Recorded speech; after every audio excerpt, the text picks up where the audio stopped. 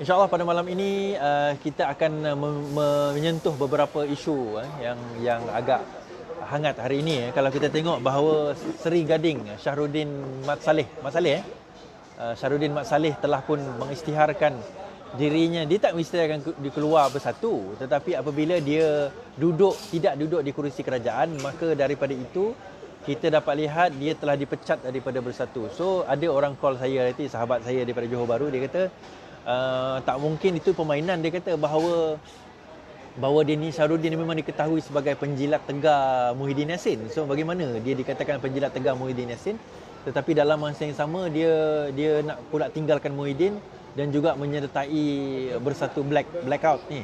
Okey, itu satu isu yang kita akan tengok. Kemudian kita akan tengok isu daripada segi majoriti Perikatan Nasional di dalam Parlimen. So daripada kejadian ini, adakah sudah hilang majoritinya dan bagaimana keadaan mereka selepas ini, dan apa yang UMNO boleh buat untuk meyakinkan Muhyiddin supaya membuat pembubaran Parlimen. Sebab sekarang ini daripada info-info yang kita dapat bahawa Muhyiddin tidak akan membubarkan Parlimen dalam masa yang terdekat. Dan ini satu perkara yang jelas dan pasti bahawa Muhyiddin Yassin tidak akan membubarkan Parlimen dalam masa terdekat. Yang beria hendak membubarkan Parlimen adalah sebenarnya UMNO dan beberapa kerat orang daripada PAS. Yang selain tu daripada PAS yang mana dapat jawatan, dan sekerat daripada UMNO yang mana dapat jawatan, masih mahu sedap kekal berkuasa dan duduk di atas kursi yang empuk selaku Menteri, Timbalan Menteri dan pemegang JLC.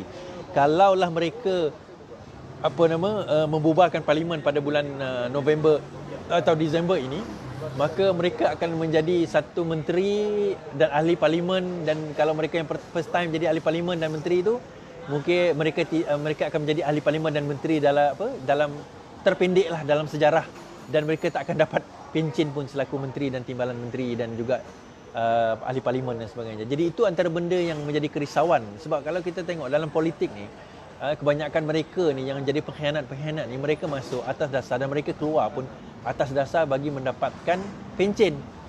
Nak dapatkan pencen dalam karier politik mereka. Mereka tahu mereka lepas ni takkan dapat lagi lah jawatan-jawatan JLC, jawatan-jawatan menteri ni. Mereka tahu memang akan ditinggalkan. So bagaimana mereka nak meneruskan legasi perjuangan dan mendapatkan dana yang sepatutnya. Mohon maaf kalau sekiranya nampak sengit saya punya live ni, sebab meja saya sengit. Okey, meja saya sengit ke sini sikit. Mungkin saya nak kena balance macam ni kot. Saya kena letak benda lah. Okey. Okey, sekarang baru tak nampak sengit. Okey. So dalam itu daripada Perikatan Nasional, perkara kedua. Kemudian yang terakhir sekali, Melaka dan Johor serta beberapa negeri seperti Perak nampaknya sudah mula mengorak langkah. Mufakat Nasional sudah mula mengorak langkah bagi meninggalkan bersatu, dan juga Azmin Ali. Ini terjawab sudah kenapa Azmin and the gang tidak menyertai bersatu. Terjawab sudah bahawa mereka sebenarnya tidak menyertai bersatu kerana mereka tahu pelan Mufakat Nasional untuk keluar daripada, maksudnya untuk tidak membawa bersatu dalam isu ini. Tetapi itu kalau sekiranya UMNO itu masih dikuasai oleh Najib, Zahid and the gang. Sebab itu perancangan sekarang ini, sebab itu Azmi ni dia ni bijak. Jangan kita ingat Azmi ni licik, Azmi ni bodoh. Azmi ni bijak. Dia bermain di antara dua camp ni. Dengan cerita bahawa mereka akan bertanding mengikut bendera Barisan Nasional. Mereka akan guna logo Barisan Nasional. Itu kalau sekiranya kalau Zahid dan Najib masih berkuasa, mereka tak boleh bertanding di atas tiket Barisan Nasional. Mampuslah UMNO nak bagi dia orang kursi kan. Okey, itu yang pertama. Dan MCA takkan bagi China, MIC takkan nak bagi India kursi. Santara dan juga yang macam geng-geng China dia untuk bertanding di kawasan. Warisan pun takkan nak bagi, Warisan of course lah takkan bagi macam Jonathan tu dan sebagainya bertanding di Sabah kan, for example. So macam mana cara untuk mereka nak go about, bagaimana mereka nak main permainan ini, nak memastikan survival politik mereka kekal di dalam politik yang ada sekarang ini supaya mereka terus relevan. Itu saya sebut semalam, saya sebut 2-3 hari lepas, mereka kena memastikan Najib, Zahid dan sewaktu dengannya itu didapati bersalah. Itu yang kita pasti sekarang ini sedang berlaku. Namun begitu, dia kena ada plan B. Plan B-nya, kalau dia tidak bersalah, so bagaimana? Kalau mereka tidak didapati tidak bersalah, so bagaimana pula dengan usaha mereka? Adakah mereka akan terus macam tu? kan, ataupun mereka ada plan lain yang dia orang nak adakan. Ada orang kata saya, yang kau sibuk dengan parti orang lain ni kenapa? Sebab saya kata mereka Pakatan Harapan stable. Saya nak cerita Pakatan Harapan, nanti kau orang tak tengoklah live saya kan. Orang ni suka drama, drama Pakatan Harapan. Okey, dengan ini saya ceritakan Pakatan Harapan stabil. Sekian, terima kasih. Okey. Assalamualaikum, lawan tetap lawan. Sekian, terima kasih, tutup. Habis cerita. Tak ada nak cerita lah Pakatan Harapan, nak cerita bundanya. Anwar stabil, Lim Guan Eng stabil, Mat Sabu stabil, Amanah stabil, PKR stabil, DAP stabil. Kita orang stabil dan sedang menunggu je. Kalau dah ada tarikh dibubarkan, kita orang sedia untuk menghadapi pilihan raya. Latihan pun dah dibuat. Calon pun dah ada di kebanyakan tempat, walaupun bukan semua tempat, tapi at least kebanyakan tempat kita dah ada calon. Kita dah bersedia. Even nak mengambil tempat-tempat bagi bersatu pun, kita dah bersedia dengan calon-calon kita sendiri. Persoalan utamanya adalah saya nak bercerita tentang parti yang setengah stabil ni buat apa? Kan? Kalau saya cerita tentang PKR, DAP dan Amanah, bagi saya 5 minit habis dah. Tak ada cerita dah. Kan? Kita nak bercerita tentang yang satu lagi ni. Kan? Itu saya kata, menang belum dikata menang, kalah belum dikata kalah. Sehingga benar-benar benda itu berlaku. So menang belum dikata menang, kenapa? Sebab apa? Mereka menang, betul. Mereka kerajaan, betul. Mereka berkuasa, betul. Tetapi dalam keadaan itu, Tuhan, Allah SWT tu Maha Kaya, membolak-balikkan hati mereka. Sehingga saya rasa sampai sekarang, Muhyiddin tak boleh nak tidur senang. Tak boleh nak tidur lena. Tiap-tiap malam duk letak tangan dekat dadahi ni, memikirkan apa rancangan orang tua tu esok atuk ni, apa rancangan Azmin Ali, apa rancangan UMNO, apa rancangan PAS, apa semua. Muhyiddin Yassin berjalan dalam keadaan dia kena sentiasa menoleh ke belakang sebab dia takut ada orang akan menikam dia daripada belakang. Itulah dia. Itulah dia pembalasan. Bukan pembalasan si mata eleng. Itu cerita zaman Indonesia dulu.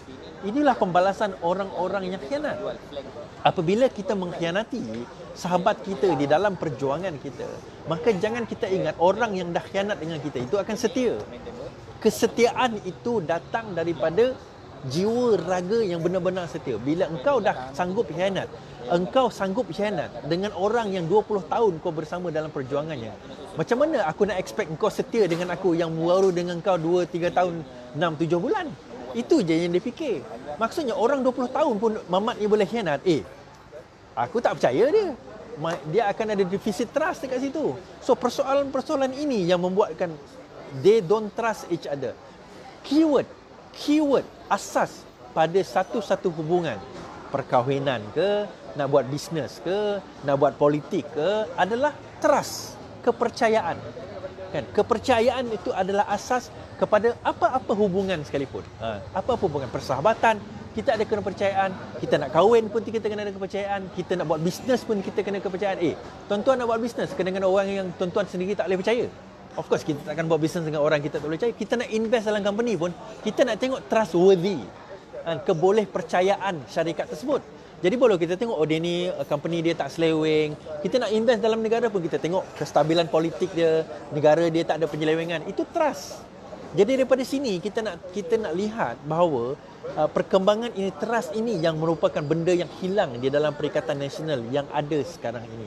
Okey, kita pergi kepada persoalan pertama. Syahrudin Mat Salleh Seri Gading telah khianat bersatu khianat kepada Muhyiddin Yassin. Dan kita tahu Johor ni adalah kubu kuat Muhyiddin Yassin. Kita kena faham kalau Kedah itu adalah kubu kepada Mukris. Saya kata dulu dalam live saya, kalau Mukris jatuh di Kedah, maka itu adalah petanda kepada kejatuhan Mahathir dan Tun.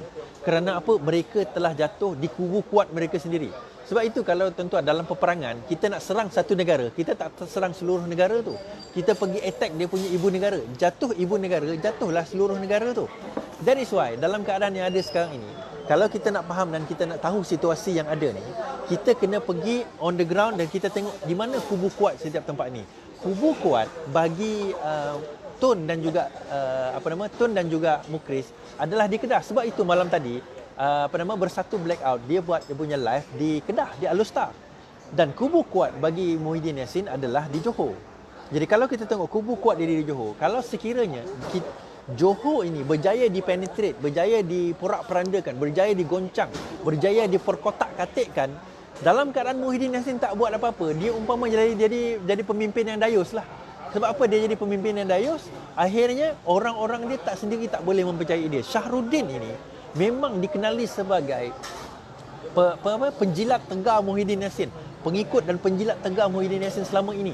Selama ini memang diketahui. Tapi tiba-tiba dia boleh swing, boleh U-turn, dan dialah di antara dua orang yang apa orang kata bekas Timbalan Menteri. Dia adalah dua orang yang mana telah jump ship, yang telah letak jawatan, dan bila dia letak jawatan dia jump ship dan dia duduk di kerusi pembangkang. Kalau kita tengok, dia duduk di kerusi pembangkang. Kenapa dia duduk di kerusi pembangkang? Dia telah menyatakan bahawa beliau tidak lagi duduk bersama dengan Kerajaan Perikatan Nasional, sebaliknya duduk bersama dengan pihak pembangkang. Dan disebabkan itu pada hari ini beliau telah dipecat daripada Parti Bersatu. Apa maksudnya ini? Dia bila pemecatan itu berlaku, dia membawa pelbagai implikasi sebenarnya kepada Bersatu itu sendiri. Implikasi bagi paling besar kepada Bersatu adalah satu perkara yang paling besar kepada Bersatu, dia jelas bahawa mereka tidak mempunyai sebarang kekuatan. Bersatu, ini saya bercakap tentang Bersatu Muhyiddin, tidak mempunyai sebarang kekuatan. Kekuatan yang ada di dalam Bersatu itu sekarang ini sudah dihancurkan. Now, bayangkan Bersatu sebenarnya ada 12 kerusi yang menang pada pilihan raya yang lepas. 12 kerusi Bersatu menang. 12 kerusi kan? 13 kerusi Bersatu menang. 13 kerusi Bersatu menang, dan 6 daripada 13 ni dah keluar. Maksudnya 13 tolak 6, ada 7 je kerusi. 7 tolak Seri Gading 1, ada 6 je tinggal. Parlimen yang betul-betul Bersatu tolak UMNO ni 6 je. Bayangkan tuan-tuan dan puan-puan, parti yang ada 6 kerusi memerintah sekarang ini. Kenapa saya kata saya gelak macam tu? Bila dia ada 6 kerusi, UMNO ada 39 kerusi. 6 kerusi, 39 kerusi. Walaupun memang kita kata ada orang UMNO yang melompat tu, tolak orang UMNO melompat. Mereka yang melompat daripada UMNO masuk ke Bersatu tu, itu merupakan pimpinan-pimpinan ahli parlimen yang tak setia. Dan Muhyiddin tak pernah percaya kepada mereka. Kerana apa? Kau boleh hianat dengan UMNO, kau ingat kau tak boleh hianat dengan aku. Itu je. Kan? Muhyiddin tak boleh percaya. Dan dia hanya ada 6 kerusi sekarang ini. Bila ada 6 kerusi, tolak dengan apa orang kata, situasi yang ada sekarang ini, dia tak boleh dipercayai 39 kerusi. Pas. Parti yang paling orang kata apa, yang tak banyak lah pun lagi besar kerusi dia. GPS pun ada 18 kerusi. Jadi sekarang ini kerajaan ini dibentuk daripada parti-parti yang don't trust each other. Sebab tu saya kata tadi, balik kepada isu trust, kepercayaan. They do not trust each other. Kenapa mereka tidak percaya kepada satu sama lain? Perkara paling utama yang berlaku sekarang ini adalah apabila 6 pemimpin parti yang ada 6 kerusi memerintah mereka. Parti yang ada 6 kerusi menjadi pemimpin mereka, menjadi penentu kepada agenda-agenda dan hala tuju parti mereka. Jadi sekarang ini parti yang paling berbulu adalah UMNO lah. UMNO yang paling berbulu. Kenapa UMNO paling berbulu? Dahlah aku ni paling berkuasa, aku paling besar punya parti, aku yang paling lama. Tetapi dalam keadaan sekarang aku kena ikut cakap budak ni. Budak lah kira Parti Bersatu ni kan. Yelah, dia lah ada 6 kursi je. Lepas tu dia pula paling muda. Lepas itu pula dia pula bekas timbalan yang dibuang daripada UMNO. Allahai malunya. Kalau aku jadi UMNO, memang malulah aku kan. Dah lah aku yang buang kau, sekarang ni aku pula nak jadi balacing kau. Memang minta maaf lah UMNO, malulah. So sekarang ni balik kepada cerita Shahruddin tadi.